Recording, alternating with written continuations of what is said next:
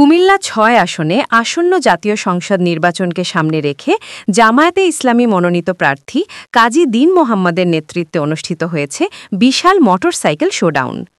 আজ সকালে কুমিল্লা কেন্দ্রীয় ঈদগাহ প্রাঙ্গণ থেকে শুরু হওয়া এ শোভাযাত্রায় সংগঠনের পক্ষ থেকে দাবি করা হয় প্রায় ৫,০০০-এরও বেশি মোটরসাইকেল এতে অংশ নেয়।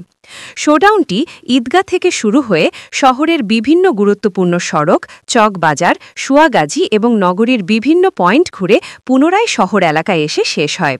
পুরো শোভাযাত্রা জুড়ে নেতারা দাড়িপাল্লা প্রতীকের পক্ষে নানা স্লোগান দেন এবং হাতে প্রতীকের প্ল্যাকার্ড নিয়ে শৃঙ্খলাবদ্ধভাবে চলতে থাকেন।